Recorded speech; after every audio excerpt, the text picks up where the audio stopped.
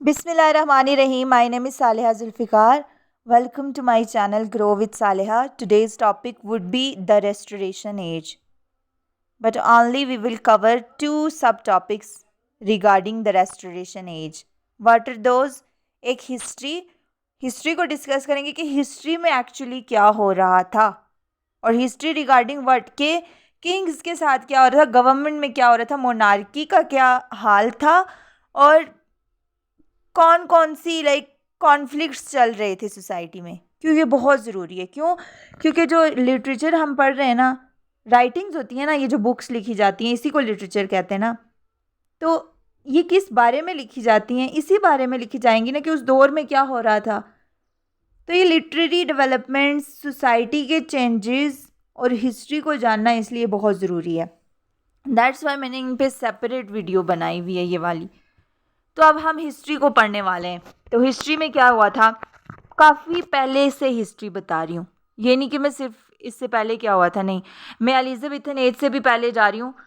1 minute लगेगा, गौर से सुनना क्या हुआ था कि एलिजाबेथन एज से पहले एक जो किंग था ना, वो रूल कर रहा था इंग्लैंड पे। उसका नाम क्या था? हेनरी 7। समझ आ गई? उसके 2 बच्चे थे, एक बच्ची थी, एक बच्चा था। बच्ची का नाम था मार्गरेट ट्यूडर, बच्चे का नाम था हेनरी 8। समझ आ गई? अभी किसकी बात कर रही हूँ? एलिजाबेथन एज से पहले की। मार्गरेट ट्यूडर लड़की थी चूंकि, तो इसकी शादी कर दी गई स्कॉटलैंड के प्रिंस जेम्स 4 से। ये पावर में नहीं आ सकती थी क्योंकि पैट्रार्कियन सोसाइटी थी। हाँ, अगर यूं होता कि एक ही बच्ची होती तो वो आ सकती थी, बट लड़का जो था ना हेनरी 8, उसको पावर में लाया गया हेनरी 7 की मौत के बाद।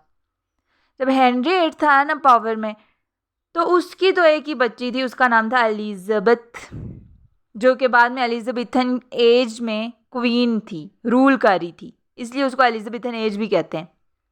आ गई समझ? अब एलिजाबेथ ने तो शादी नहीं की थी, तो इसकी कोई औलाद नहीं थी जो कि आगे रूल कर सके। आई समझ? तो अब क्या होगा? देखिए, मार्गरेट ट्यूडर तो स्कॉटलैंड चली गई थी, जेम्स 4 से शादी कर दी थी। जेम्स 4 से जब उसने शादी की तो उसके 2 बच्चे हुए, जेम्स 5 और मैरी 1। अब एलिजाबेथ जो थी ना, जब रूल कर रही थी, उसको मैरी 1 से उसकी बिल्कुल भी नहीं बनती थी, तो उसने उसका मर्डर करवा दिया। तो अब कौन बचा? जेम्स 5। इधर तो एलिजाबेथ रूल कर रही थी, जेम्स 5 का बच्चा हुआ जेम्स 6। ओके, जेम्स 6 जो था ना, जब एलिजाबेथ की डेथ हुई तो जेम्स 6 आया इंग्लैंड के अंदर, और इंग्लैंड के अंदर जेम्स 1 बन गया। इस तरह से प्यूरिटन एज स्टार्ट होती है, जैकोबियन एज स्टार्ट होती है। जेम्स 1 के आगे 2 बच्चे थे, चार्ल्स 1 और चार्ल्स 2, सॉरी, जेम्स 2 और चार्ल्स 2, सॉरी, जेम्स 2 और चार्ल्स 1। ओके, प्लीज़ कंफ्यूज मत होना। मैंने क्या बोला? जेम्स 1 आया इंग्लैंड में। कौन था वो? जेम्स 6 था ना स्कॉटलैंड में, अब आके जेम्स 1 हो गया। जेम्स 1 के 2 बच्चे हुए, जेम्स 2 और चार्ल्स 1। जेम्स 2 की डेथ हो गई थी, इसलिए चार्ल्स 1 आ गया था गद्दी पे, यूं कह सकते हैं, मोनार्क बन गया था। ठीक है, किंग बन गया था। ये मैं किसकी बात कर रही हूँ? जैकोबियन एज, कैरोलाइन एज की बात कर रही हूँ, प्यूरिटन एज की बात कर रही हूँ। ठीक है, प्यूरिटन एज में 2 एजेस आती हैं, जैकोबियन भी और कैरोलाइन भी। ये बात आपको समझ आ गई? अभी तक तो मैंने बता दिया। अब रेस्टोरेशन एज से पहले क्या हुआ था वो, ये अब इसकी हिस्ट्री आई है। क्या होगा देखें। जो जेम्स 1 था ना, उसने जब रूल किया ना इंग्लैंड पे, तो उसने वो चूंकि खुद प्यूरिटन था, तो प्यूरिटन लड़की से ही शादी की थी। उसका बच्चा भी प्यूरिटन था, चार्ल्स 1, लेकिन उसने रोमन कैथोलिक किसी लड़की से शादी कर दी। अब इससे पब्लिक को इतना ज़्यादा गुस्सा आया कि सारी अवाम जो है वो प्रोटेस्ट बन के बाहर निकल आई कि इतनी मुश्किल से हमने चर्च को प्यूरिफाई किया, इतने जंगें लड़ी, सिविल वार्स लड़ी, और अब हमारा जो किंग है वो किसी कैथोलिक से शादी कर रहा है, रोमन कैथोलिक से। तो इस गुस्से की वजह से चार्ल्स 1 को एक गद्दार ठहरा के उसको एग्जीक्यूट कर दिया गया। जिसके बाद जो चार्ल्स 1 के बच्चे थे ना, चार्ल्स 2 और उसकी बीवी थी, वो दोनों फ्रांस भाग गए। क्योंकि अमूमन ऐसा होता है, जब किसी एक के साथ बुरा होता है तो जो बाकी होते हैं वो भाग जाते हैं, एग्जाइल कर जाते हैं। वो फ्रांस चले गए। ओके, और वहाँ पे आराम से ज़िंदगी सुकून की गुजारने लगे। और यहाँ पीछे क्या हुआ?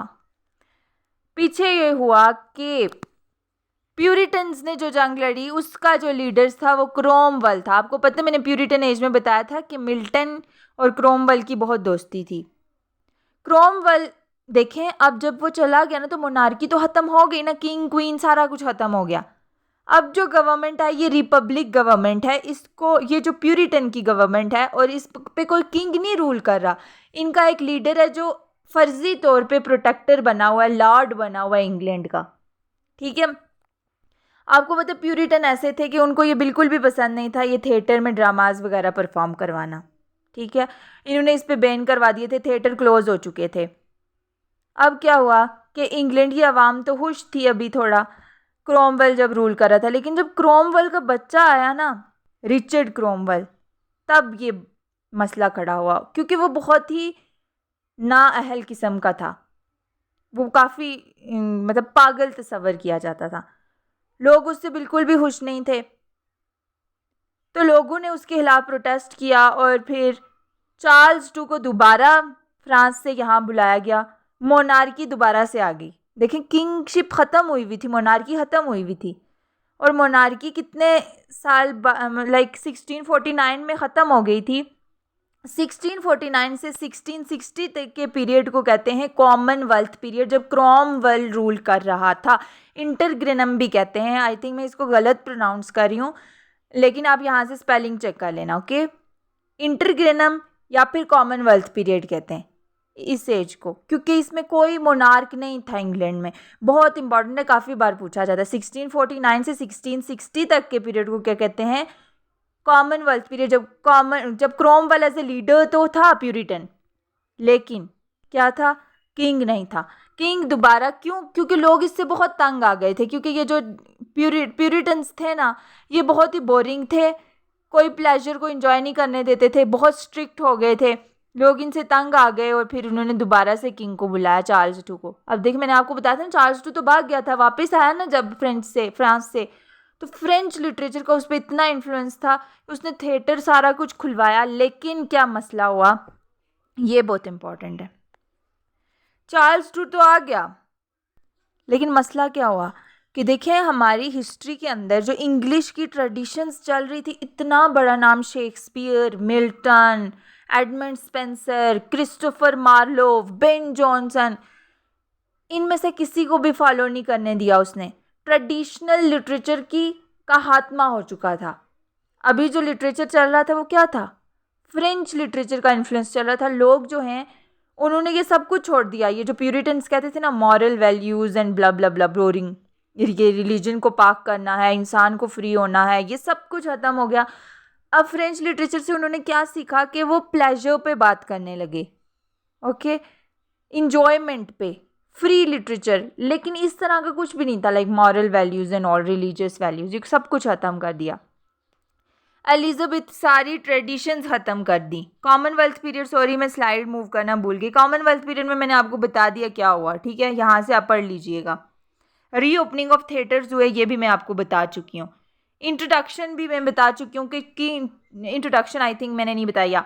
इंट्रोडक्शन में ये हुआ कि चार्ल्स टू जब आया ना 1660 के अंदर, तो रेस्टोरेशन पीरियड का आगाज़ होता है।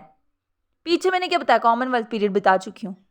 अभी क्या बता रही हूँ? रेस्टोरेशन एज बता रही हूँ, ठीक है, जिसमें 1660 के अंदर चार्ल्स टू आ चुका है।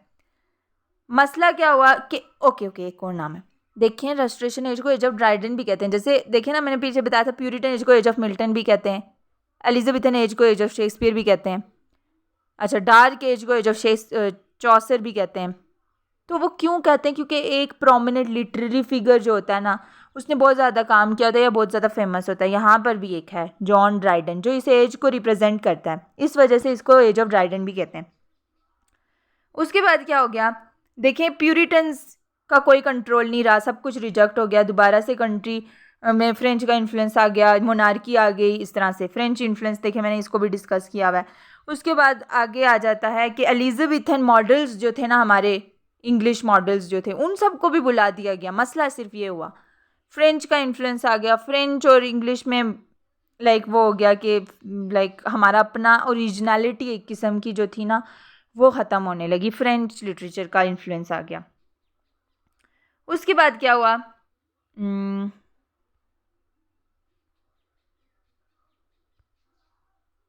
ये दिख नहीं रहा, वेट, यस। देखिए मैंने आपको बताया एलिजाबेथन लिटरेचर के अंदर क्या था, पेट्रियाटिज्म डिस्कस होता था, लव ऑफ एडवेंचर था, रोमांस था। देखिए आप शेक्सपियर के प्लेज उठा के देख लें, क्रिएटिव विगर था, मॉरल डिसिप्लिन। देखें वहीं से प्यूरिटन एज की शुरुआत हो चुकी थी, तो लोग बात करते थे इसके बारे में कि रिलीजन को जो है वो प्यूरीफाई होना चाहिए, इस तरह से फ्रीडम की बात होने लगी थी। लेकिन अब आके क्या हो गया, प्रोड्यूस ग्रेट वर्ड्स। देखें जैसे शेक्सपियर ने, मिल्टन ने।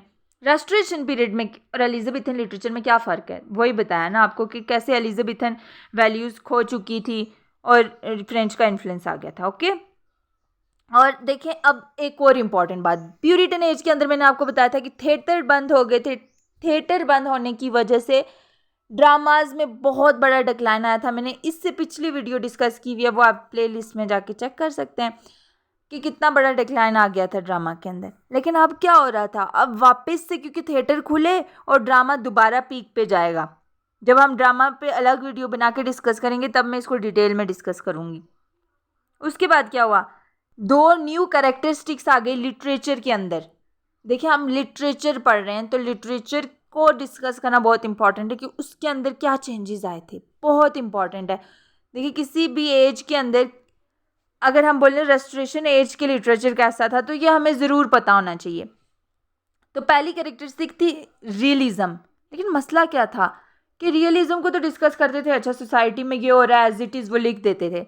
लेकिन हमेशा बुरे पहलू को डिस्कस करते थे कि ये सोसाइटी में कितना बुरा हो रहा है और कितना उस पर क्रिटिसिज्म किया करते थे, रियलिज्म दिखाते थे, सिनिसिज्म पीक पे था। लेकिन कोई अच्छाई जो सोसाइटी के अंदर हो रही है वो ये डिस्कस नहीं करते थे। एक किस्म के पेसिमिस्टिक अप्रोच थी इनकी लिटरेचर को डिस्कस करते हुए, जिसकी वजह से बहुत ही inferior type of literature produce होने लगा। इसलिए कहते हैं कि रेस्टोरेशन एज के अंदर शुरू में इन्फीरियर लिटरेचर प्रोड्यूस हुआ था। लेकिन बाद में क्या हुआ, बाद में इन्होंने गुड जो अच्छे पहलू हैं ना सोसाइटी के वो भी डिस्कस करने लगे, तब जाके लिटरेचर पीक पे जाने लगा। दूसरी कैरेक्टरिस्टिक्स क्या है, preciseness. What is the meaning of preciseness, कि मतलब उन्होंने कहा कि जो एलिजाबेथन एज में होता था ना, लॉन्ग एक्स्ट्रावेजेंट और कहते थे कि एग्जेजरेट करके बताना है, ब्यूटीफुल बताना है और अच्छी फ्लावरी वर्डिंग बतानी है और स्टाइल अच्छा होना चाहिए और लॉन्ग पैसेजेस होने चाहिए, तो ये सब इन्होंने अवॉइड किया। ठीक है, अब आगे मैं आपको बताती हूँ जहाँ पे मैंने ये प्रिसाइजनेस को डिस्कस किया हुआ है कि ये चीफ कैरेक्टरिस्टिक्स बन गई इस पीरियड की, कि डायरेक्टनेस होनी चाहिए, सिंप्लिसिटी होनी चाहिए, मतलब दो लाइन्स हों, कॉपलेट होना चाहिए। उन्होंने रूल बना दिया था इवन कि कॉपलेट में लिखो अपनी पोइट्री। ठीक है, कॉपलेट मतलब दो सेंटेंसेस में दो पहले लिखो जिसमें मीनिंग क्लियर कर दो, दो अलग लिखो उनका मीनिंग क्लियर कर दो, इस तरह से। जैसे आप अगर ये पोप को पढ़े ना, पोप भी इसी तरह का लिखता था। लेकिन इस एज को ड्राइडन भी एज ऑफ ड्राइडन भी कहते हैं, तो आप ड्राइडन की पोइट्री देखें, उसने इसी तरह से लिखा हुआ है, कॉपलेट में लिखा हुआ है और बिल्कुल प्रिसाइज करके लिखा हुआ है। और दो लाइन्स के अंदर ही उसने इतनी डीप बात की होगी कि लाइक समटाइम्स इट्स लाइक बिल्कुल बहुत टफ हो जाता है ऐसे सोचना कि ये कितने टैलेंटेड भी थे। दूसरी बात कि इस तरह के लिटरेचर को कहा जाने लगा कि क्लासिकल लिटरेचर है, कि हमने अपने क्लासिकल लिटरेचर्स को ही फॉलो करना है। ठीक, और उसके लिए एक रॉयल सोसाइटी भी बैठी थी, उसको मैं आगे डिस्कस करूँगी। देखिए यहाँ पर आगे की क्लैरिटी हो गई। ठीक है, लैटिन कोटेशंस और क्लासिकल एल्यूजन, मैंने आपको बताया ना ये क्लासिकल लिटरेचर को फॉलो करते थे, तो इनने दोबारा से लैटिन इन्फ्लुएंस आ गया इन पे। ठीक है, कह रहे थे कि एग्जैक्ट बात करो, बढ़ा चढ़ा के ना करो, प्रिसाइज वे में करो, शॉर्ट करो, क्लियर कट सेंटेंसेस बताओ और अननेसेसरी वर्ड्स को अवॉइड करो, स्ट्रेट फॉरवर्ड बात करो। इस तरह की प्रिसाइजनेस होती थी। अर्ली रेस्टोरेशन रियलिज्म मैंने आपको बताया था, ये मैं बता चुकी हूँ कि पहले अगली शेप थी इसकी कि जब बुरे पहलुओं को डिस्कस करते थे, बाद में गुड और बैड एस्पेक्ट्स दोनों को डिस्कस किया जाने लगा। रॉयल सोसाइटी के अंदर ये हुआ ना कि ये रॉयल सोसाइटी बैठी, इस इस्टेब्लिश की गई, जिसके अंदर ये रूल बनाया गया कि close naked natural way of speaking and writing, कि आप जो है सिंपल और प्रिसाइज करके लिखेंगे, लाइक एग्जैक्ट वर्डिंग लिखेंगे, कोई एग्जेजरेट करके नहीं लिखेंगे। और इस स्टाइल को सबसे पहले ड्राइडन ने अप्लाई किया। ड्राइडन इनका मास्टर हो गया, जो बाद में ड्राइडन को फॉलो करने लगे इसी एज के राइटर्स, कि सिंपल लिखेंगे, रियलिज्म पे लिखेंगे। So this was the end of our lecture. Hope so कि आपको बहुत सारी चीज़ें क्लियर हुई होंगी या फिर कुछ न्यूज़ मिला होगा समझने के लिए इंशाल्लाह। Thank you so much.